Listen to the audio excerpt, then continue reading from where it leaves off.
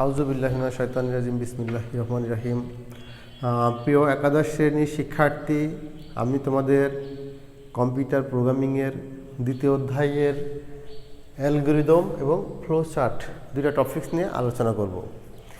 এখানে আমাদের অ্যালগরিদম কী জিনিস, অ্যালগরিদমের সংজ্ঞা, নিয়ম লাগবে এবং ফ্লো চার্ট কাকে বলে, ফ্লো চার্টের প্রতীকগুলো বর্ণনা করতে হবে এবং কিছু উদাহরণ নিয়ে আলোচনা করব। আচ্ছা, অ্যালগরিদম কী জিনিস? অ্যালগরিদম হচ্ছে কোনো সমস্যার সমাধান করার জন্য ধাপে ধাপে ধারাবাহিক যে বর্ণনা, সেটাকে বলা হচ্ছে অ্যালগরিদম। যেমন আমরা কোনো কাজ করার ক্ষেত্রে তার একটা পরিকল্পনা করে নিই, মানে যদি কাজটা ছোট হয় তাহলে মনে মনে করে নিই, বড় হলে পরে কিন্তু লিখিত আকারে করি। বলা হয়েছে কোনো সমস্যাকে সমাধান করার জন্য লিখিত আকারে ধাপে ধাপে ধারাবাহিক যে বর্ণনা, তাকে বলা হচ্ছে অ্যালগরিদম। আচ্ছা, অ্যালগরিদম হচ্ছে তাহলে এটা সমস্যা সমাধানের ধাপে ধাপে ধারাবাহিক বর্ণনা। আচ্ছা, অ্যালগরিদমের নিয়ম আছে। অ্যালগরিদম কি? অ্যালগরিদম সহজবোধ্য হতে হবে, সহজে বোঝা যাবে। এই একটা নিয়ম কি, সহজেই বোঝা যাবে, মানে মানে এটা যে তুমি অ্যালগরিদম তৈরি করবে, একটা সমস্যার সমাধানের জন্য অ্যালগরিদম তৈরি করবা, তার মোট 4টা নিয়ম আছে। একটা হচ্ছে অ্যালগরিদম সহজ হতে হবে বা শর্ত আছে। 2 নম্বর, প্রত্যেকটি ধাপ স্পষ্ট হতে হবে যাতে সহজেই বোঝা যায়, মানে যে কেউ দেখে যেন বলে এটা খুব সহজ এবং সহজেই বোঝা যায়। ঠিক আছে, এটা সহজেই যেন বোঝা যায়। তারপর কি, সসীম সংখ্যক ধাপে সমাধান করতে হবে। কী করতে হবে? সসীম সংখ্যক ধাপে সমাধান করতে হবে, মানে অল্প সংখ্যক। সসীম বলতে এখানে অল্প সংখ্যক ধাপে, মানে তার ধাপ যত ছোট হবে তত ভালো। এরপর একে ব্যাপকভাবে প্রয়োগের উপযোগী হতে হবে, ব্যাপকভাবে প্রয়োগের উপযোগী করতে হবে বা হতে হবে। আচ্ছা, এই হচ্ছে অ্যালগরিদমের নিয়ম। তাহলে আমি আবার বলছি, অ্যালগরিদম হচ্ছে কোনো সমস্যাকে সমাধান করার জন্য ধাপে ধাপে ধারাবাহিক যে বর্ণনা, তাকে বলা হচ্ছে অ্যালগরিদম।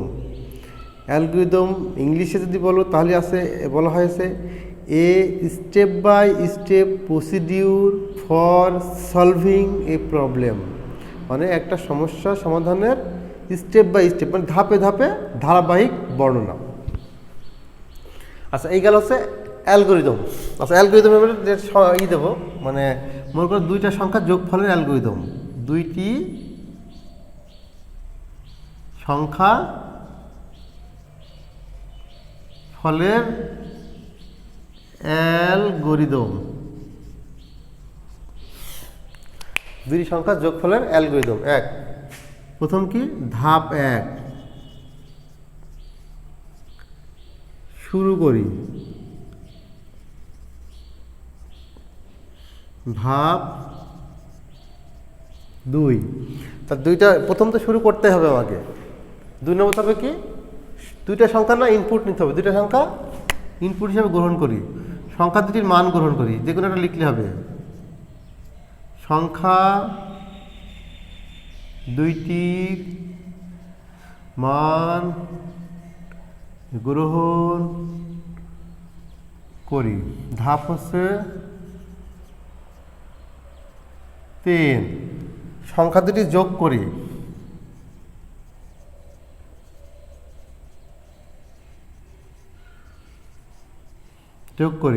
ধাপ হচ্ছে যোগফল প্রদর্শন করি। ধাপ হচ্ছে 5, শেষ করি। এই হচ্ছে 2টি সংখ্যা যোগফলের অ্যালগরিদম। হচ্ছে 1 নম্বর ধাপ হচ্ছে কি, শুরু করব, প্রথমে কাজটা শুরু করতে হবে। 2 নম্বর ধাপে কি, সংখ্যা দুটির মান গ্রহণ করি, এবং মান দুটা না দিলে তো আর আমি যোগ করতে পারবো না, সংখ্যা দুটির মান নিলে পরেই আমি যোগ করতে পারবো। ধাপ হচ্ছে 3 কি, সংখ্যা দুটি মান নেওয়ার পরে আমি যোগ করি। ধাপ 4 নম্বর হচ্ছে যোগফলটি প্রদর্শন করি বা ছাপি, যা বলো তাই বলতে পারো। তারপর কি, ধাপ হচ্ছে 5 নম্বর ধাপে হচ্ছে কি, শেষ করি। 5 নম্বর ধাপে হচ্ছে কি, শেষ করি। এই হচ্ছে 5টা ধাপে আমার কিন্তু এই অ্যালগরিদমটা আমি তৈরি করলাম। তাহলে এখানে হচ্ছে কি, 2টি সংখ্যা যোগফলের অ্যালগরিদম। আচ্ছা, এবারটা আমি ফ্লো চার্ট নিয়ে আলোচনা করব। ফ্লো চার্ট বলতে কি বোঝো? ফ্লো চার্ট দেখো, ফ্লো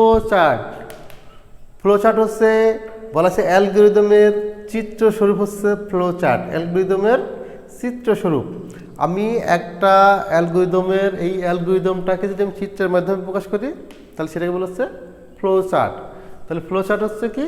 বলা হচ্ছে কোনো সমস্যা সমাধানের জন্য চিত্রের মাধ্যমে সমাধান করা হচ্ছে কি অ্যালগরিদম বা প্রদর্শন করা হচ্ছে ফ্লো চার্ট। আচ্ছা, এই ফ্লো চার্টের করে প্রতীক আছে আমাদের ইম্পর্টেন্ট। এখানে আমরা 7টা প্রতীক নিয়ে আলোচনা করবো। এই 7টা প্রতীক আমাদের জানতে হবে। এই 7টা প্রতীক কি? এই 7টা প্রতীকের 1 নম্বর হচ্ছে কি শুরু বা শেষ চিহ্ন। ডিম্বাকৃতির একটা চিহ্ন যেটা কি শুরু বা শেষ, ইংলিশে বলতে পারো স্টার্ট এবং এন্ড। শুরু বা শেষ, ইংলিশে কি বলবো? স্টার্ট এবং এন্ড। তাহলে এটা কি শুরু এবং শেষ চিহ্ন। শুরু এবং শেষ চিহ্ন আমি যদি এটা লিখি, মনে করো এখানে যদি আমি একটা এই অ্যালগরিদমে যদি একটা প্রভাচিত্র আঁকাই তাহলে কি বা আঁকাই তাহলে কি স্টার্ট।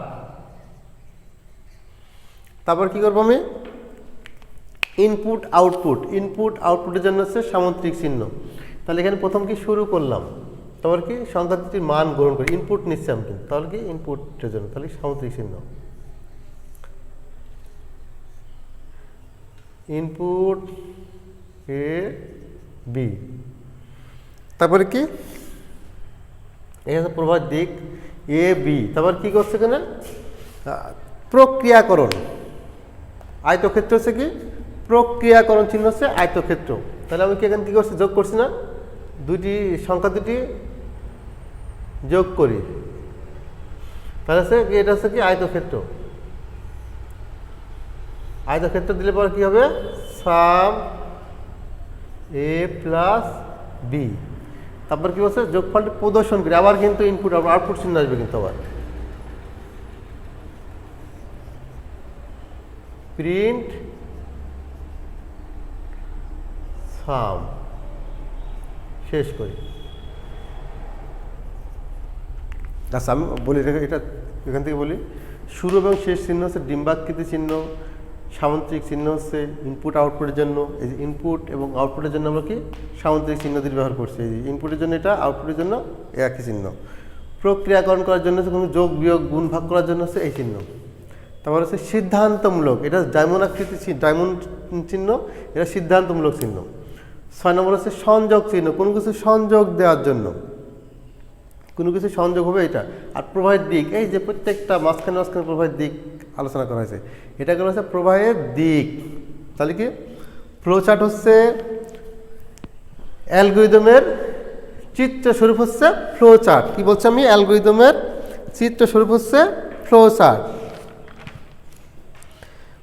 যে চিত্রের মাধ্যমে কোনো সিস্টেম বা প্রোগ্রাম কিভাবে কাজ করবে তার গতি দ্বারা নির্দেশ করা হয়, তাকে ফ্লো চার্ট বা প্রবাহ চিত্র বলা হয়।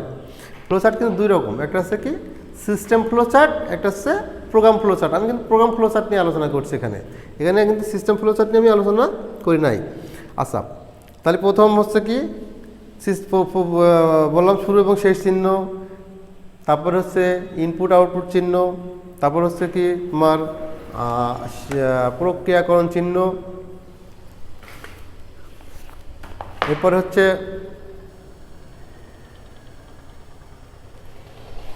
প্রক্রিয়াকরণ চিহ্ন, পরে হচ্ছে আছে সিদ্ধান্তমূলক চিহ্ন। ডায়মন্ড চিহ্নকে বলছে সিদ্ধান্তমূলক চিহ্ন। আর কি তোমার সংযোগ চিহ্ন, গোল চিহ্ন হচ্ছে সংযোগ চিহ্ন, যেখানে গোল চিহ্ন থাকবে সেটা সংযোগ। আর 7 নম্বর হচ্ছে প্রবাহের দিক। এইগুলো হচ্ছে ফ্লো চার্ট ব্যাপক আলোচনা। আচ্ছা, ফ্লো চার্ট কাকে বলে আমি আবার বলছি। বলা হয়েছে কোনো সমস্যা সমাধান করার জন্য ধাপে ধাপে ধারাবাহিক যে বর্ণনা তাকে বলা হচ্ছে কি ফ্লো চার্ট। ধাপে ধাপে ধারাবাহিক যে বর্ণনা তাকে বলা হচ্ছে ফ্লো চার্ট। আর অ্যালগরিদম হচ্ছে কি চিত্রের মাধ্যমে আচ্ছা, অ্যালগরিদম হচ্ছে কি কোনো সমস্যা সমাধানের জন্য ধাপে ধাপে ধারাবাহিক যে বর্ণনা সেটা হচ্ছে অ্যালগরিদম। আর ফ্লো চার্ট হচ্ছে অ্যালগরিদমের চিত্রস্বরূপ। অ্যালগরিদমের চিত্রস্বরূপ হচ্ছে ফ্লো চার্ট। অ্যালগরিদমের চিত্রস্বরূপ, অ্যালগরিদমকে আমি যদি এই অ্যালগরিদমটাকে চিত্রের মাধ্যমে প্রকাশ করি তাহলে এরকম হবে। আর লিখিত আকারে করলে এইটা। এই লিখিত আকারে ধাপে ধাপে ধারাবাহিকতা থাকতে হবে। যে বর্ণনা সেটা হচ্ছে অ্যালগোরিদম। আর চিত্রের মাধ্যমে যেটা আলোচনা করা হবে, বর্ণনা করা হবে, সেটা হচ্ছে ফ্লো চার্ট। ফ্লো চার্টের প্রতীকগুলো কাকে বলে প্রশ্ন আসতে পারে, ফ্লো চার্ট কাকে বলে, ফ্লো চার্টের প্রতীকগুলো বর্ণনা করো। তাহলে তোমাকে ফ্লো চার্টের সংজ্ঞা দিতে হবে এবং এই প্রতীকগুলো এইভাবে আলোচনা করতে হবে, লিখে পাশে আলোচনা করবা। এটা ডিম্বাকৃতি চিহ্ন, এটা শুরু এবং শেষ চিহ্ন নির্দেশ করে। এটা হচ্ছে সামুদ্রিক চিহ্ন, এটা হচ্ছে তোমার ইনপুট আউটপুট নির্ণয় করে। এটা তোমার হচ্ছে সংযোগ প্রক্রিয়াকরণ চিহ্ন, যেটা হচ্ছে তোমার প্রক্রিয়া মানে যে হিসাব নিকাশে কাজ করে আর কি। এরপরে আসছে তোমার কি বলবো যে সিদ্ধান্তমূলক চিহ্ন, যেটা তোমার কি সিদ্ধান্ত নিবে আর কি কী হবে। এই গেল তোমার হচ্ছে তারপরে সংযোগ চিহ্ন। আর লাস্ট আছে প্রবাহের দিক, আরও কয়েকটা আছে। আমাদের বেশি ইম্পর্টেন্ট হচ্ছে এইগুলোই, আমাদের এইগুলো জানলে হবে। তোমরা এই পর্যন্তই পড়াশোনা করো, আজকের মতো এই পর্যন্তই। আল্লাহ হাফেজ।